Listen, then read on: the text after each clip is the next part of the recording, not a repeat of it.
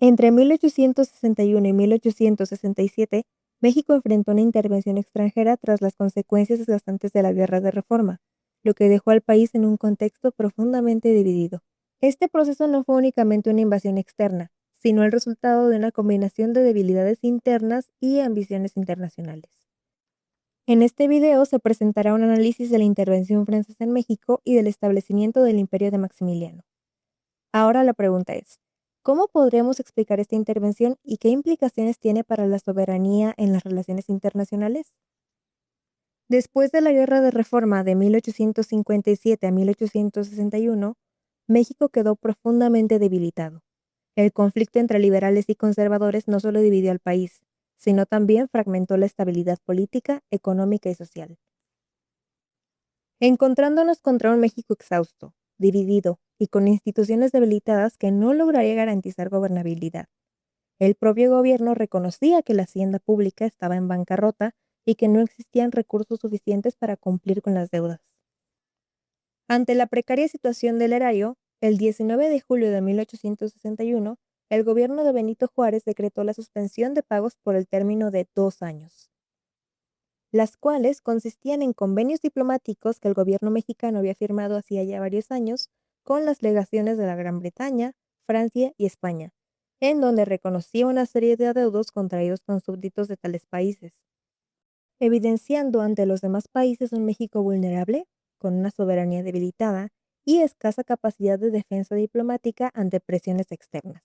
El resultado provocó la reacción de España, Francia y Reino Unido, quienes firmaron el Convenio de Londres el 31 de octubre de 1861, donde se autorizaba una intervención militar conjunta en los puertos de Veracruz y Tampico con el objetivo de exigir reparaciones al gobierno mexicano. Aunque estos países actuaron de manera conjunta, cada uno tenía intereses distintos.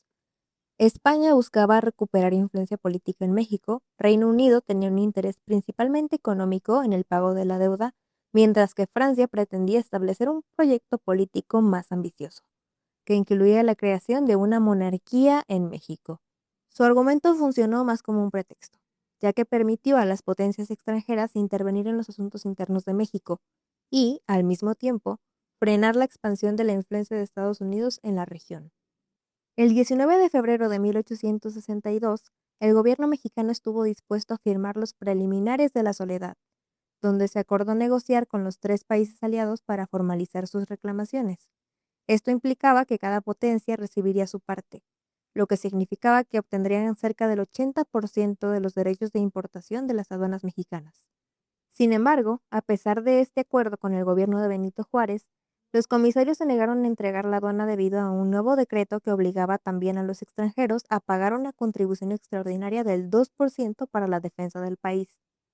Las negociaciones se prolongaron durante marzo hasta que finalmente el 9 de abril se produjo el rompimiento entre los países firmantes. España y Reino Unido se retiraron, mientras Francia decidió continuar y avanzar hacia la Ciudad de México, iniciando una intervención armada directa. Como era de esperarse, Napoleón III ya había considerado proponer un príncipe europeo para ocupar el trono mexicano, dejando claro que las tropas francesas no venían solo a cobrar deudas. Bajo el mando del general Lawrence, los franceses avanzaron hacia Puebla, pero fueron derrotados por Ignacio Zaragoza en la emblemática batalla del 5 de mayo de 1862. Luego de reorganizarse, retomaron su travesía por Puebla y finalmente entraron a la Ciudad de México en junio de 1863. Durante la intervención, Juárez gobernaba en movimiento, mientras en la capital los conservadores, con apoyo de tropas extranjeras y de notables locales, tejían la monarquía que buscaba transformar México. Se le ofreció el trono al príncipe austriaco Fernando Maximiliano José de Habsburgo, quien había contraído matrimonio con la princesa Carlota Amalia, hija del rey Leopoldo I de Bélgica. Ellos accedieron y la pareja arribó al puerto de Veracruz el 28 de mayo de 1864, y el 12 de junio el emperador Maximiliano hizo su entrada triunfal en la Ciudad de México. Desde el principio, Carlota no era solo la emperatriz. Se movía entre diplomáticos, gestionaba apoyos, enviaba cartas a Europa y cuidaba la imagen del imperio ejerciendo una intensa diplomacia.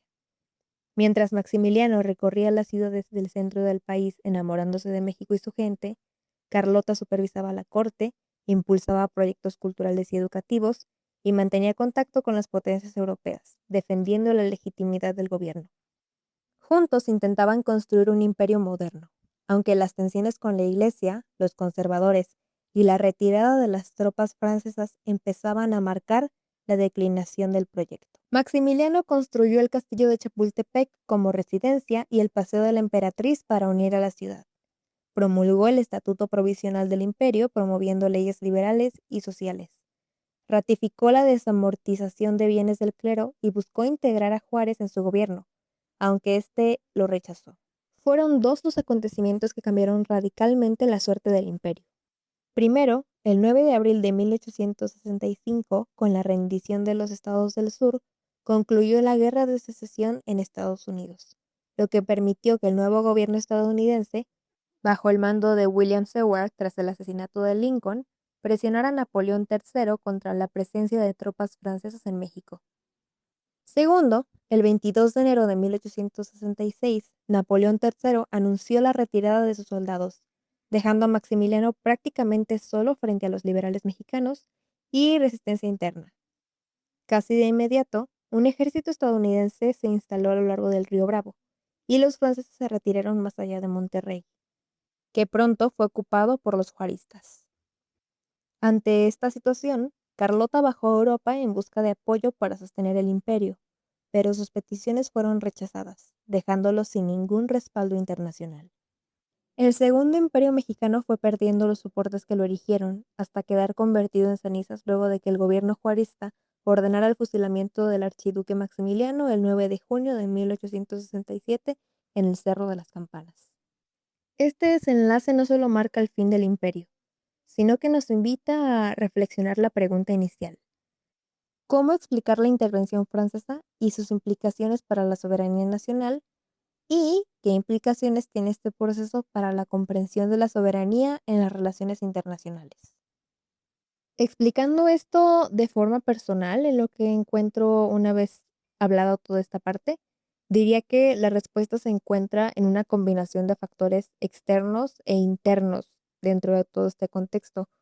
Por un lado, México estaba atravesando una crisis económica, muchísima inestabilidad política, como se ha estado viendo en lo que hemos visto a lo largo de este semestre en esta materia, además de una división interna en el país, lo cual siempre debilita la capacidad del Estado de reaccionar ante sucesos como este. De esta forma, pues Francia se aprovechó de la situación para poder intervenir e imponer un proyecto político propio y hacernos vivir un imperio por segunda ocasión, de nuevo por terceros. O sea, el que fue por parte de Iturbide, pues fue propio porque no teníamos otra opción y era lo que conocíamos, como vimos en clase, pero pues este fue literalmente que se aprovecharon de cómo nos encontrábamos de forma interna para venir e intervenir en nuestros problemas.